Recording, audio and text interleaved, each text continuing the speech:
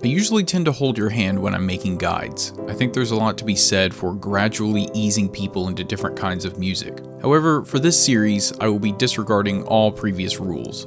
I'm taking you straight from the tutorial to the final boss. The training wheels have come off, and I'm putting you on a unicycle with a twin-turbo engine like something from Mad Max. If you've ever leaned more towards the avant-garde, the experimental, the more deranged, you'll know that this is a slippery slope. Pretty soon you might find yourself listening to the metal equivalent of meth, and you'll be too far gone to care. As always, I will be doing multiple episodes, and each episode will have a different theme. Episode 1 is the wackiest mental asylum soundtrack. Episode 2 will be the truly disturbing, spine-chilling dark metal. Episode 3 will be your more progressive metal that also happens to be extremely weird, and Episode 4 will be the heaviest of the weirdness. Also, as always, make sure to check the description for the Spotify playlist, which already has all songs from all 4 episodes before you comment that I forgot someone. Alright, let's continue. It was a natural conclusion that progressive music, something that constantly pushes the boundaries of music, would eventually create a result that barely fits the definition of music.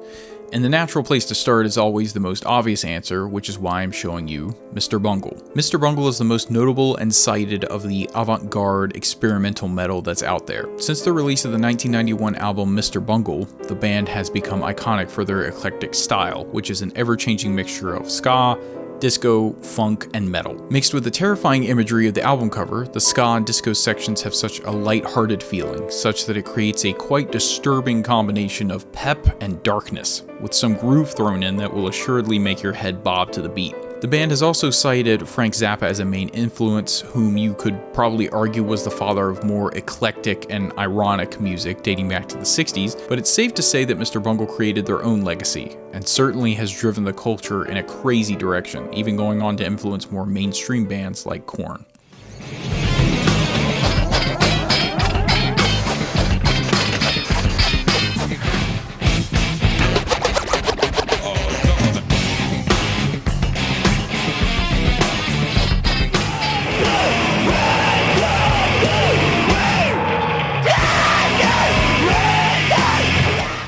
Somewhere in France, a combination of breakcore, baroque music, and black metal was created by a single artist known as Igorrr. After adding 5 more members to the project, the popularity started soaring, and soon enough, the name became legendary for anyone in the metal community, and even those outside of it. Because of his knack for working with extremely talented vocalists like J.P. LaBelle and Laure Leprunek, whose voice can be easily recognized from a ton of different bands, all of which are deserving of much more attention than they receive, combined with the eclectic use of any instrument that he's able to get his hands on and any genre that he can create, Igorrr is a mind-bending, erratic force of nature that cannot be controlled.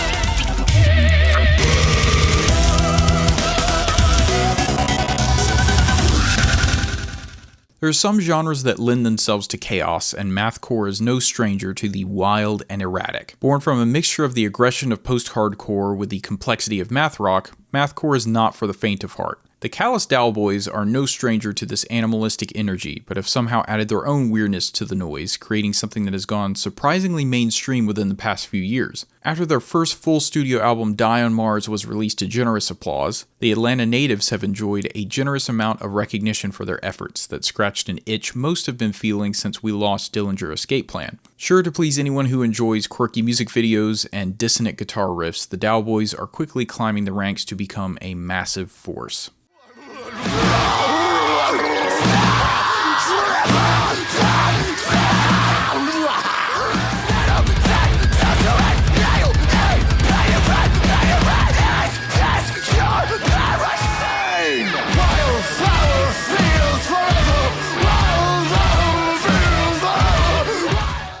Another child of the likes of Frank Zappa, a no longer active band known as Time of Orchids was founded in 1999 and then 8 years later disbanded. Started by the late Chuck Stern, Orchids actually has a huge variety in their body of work because they truly were experimental. As they progressed, you could feel a more sense of melody come through, some old school songwriting sensibilities that sound like you're slow dancing with your high school sweetheart, but the record is scratched so you get this warped, out of tune singing. Their first album, Melon Whisper, has the most metal influence influence with some chuggy riffs and raw screams throughout, but still has tambourines, electronic beats, and random moments of surf rock strewn throughout. The last track on the album even features a sci-fi-esque synthesizer that somehow fits despite being utterly random, and I think that describes all of their music pretty well.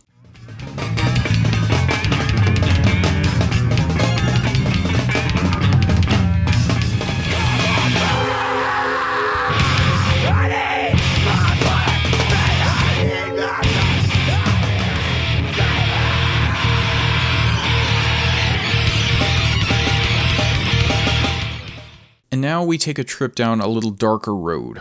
Vocals that seem to come from every direction, blisteringly heavy guitar, and noisy drums all describe the entity that is Sleepytime Gorilla Museum, and is also one of the best names for a band that I've ever heard. A little more terrifying than the other bands here, these guys are quirky in quite a different way. Although their musical choices feel quite random, they are skilled at creating an atmosphere that feels like it's constantly breaking apart at the seams, like a puppet with strings that have completely tangled trying to dance, or an animal affected with rabies. Sleepytime Gorilla Museum may haunt you, but it will also definitely entertain you.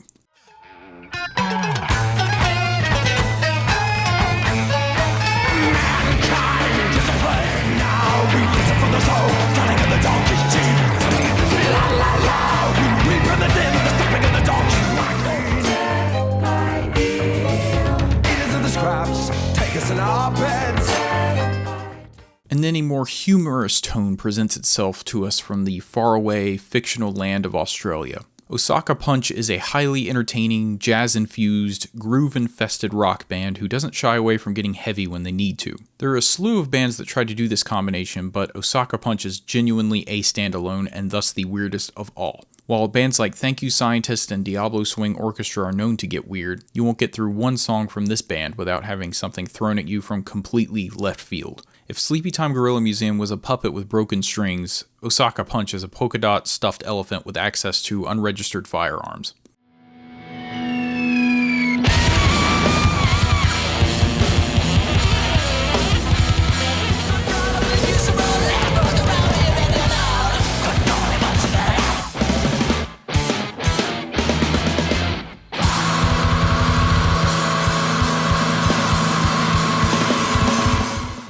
In my exploration for finding the bands for these videos, I came across many that were stressful or disturbing to listen to, but this next one is just downright annoying. With album art reminiscent of Happy Tree Friends and songs that are rarely over 2 minutes long, Lefty Fish is a 6-piece Indonesian band with saxophones, muted trumpets, keyboards, and a vocalist who switches from death metal growls to ear-piercing, whining screeches within the span of milliseconds, and yes, they play it the exact same way live. If you don't have enough stressful events in your day-to-day life, or perhaps you have too many, this band will either completely irk you or ease your troubles.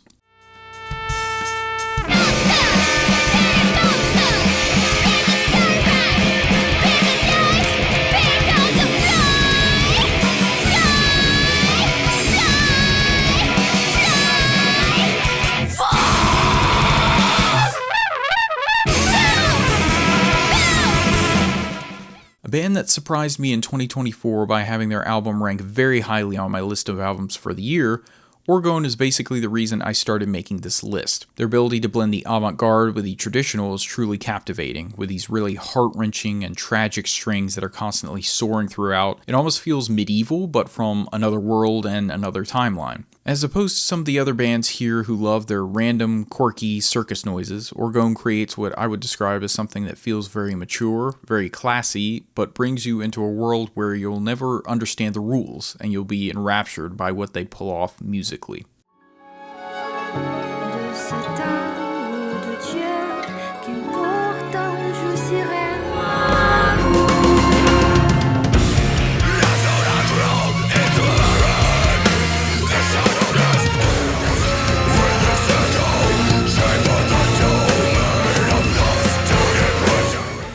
An Italian band heavily influenced by Cynic, with harsh vocals reminiscent of Knocked Loose, Ephel Duath has some really beautiful moments throughout their music. Of course, there will be elements of electronic music and free jazz, but also death metal, hardcore, and plenty of other flavors of heaviness. Their first album definitely feels the most blackened, but as they progressed over the years, you could hear their guitar compositions becoming more and more creative, almost math rock inspired. The songs are rhythmically disjointed, but somehow also form this cascading, hypnotic, tumbling effect that will draw you down to its depths. Like watching the DVD screensaver bounce around your television. You're always waiting for it to hit a corner, but it never does. It will just pull you into the next song.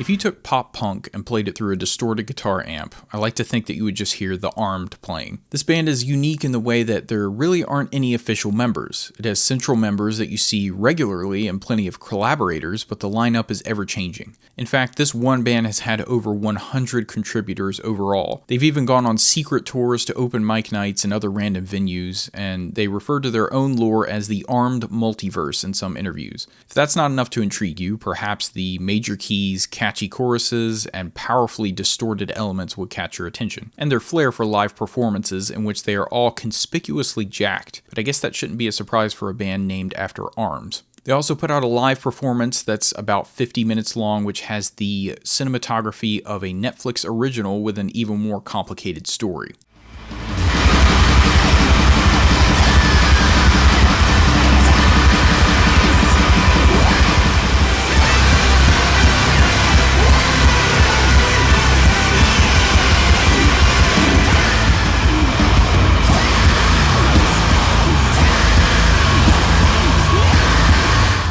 All very crazy, some more than others, but we're only ankle deep into the marsh. Join me next time when I cover the truly disturbing bands that create darker, more chilling atmospheres. If this was your first foray into more avant-garde music, I highly encourage you to keep listening and just give music that's out of your comfort zone a chance. You might hate most of it, but you'll learn more about yourself and your music taste along the way.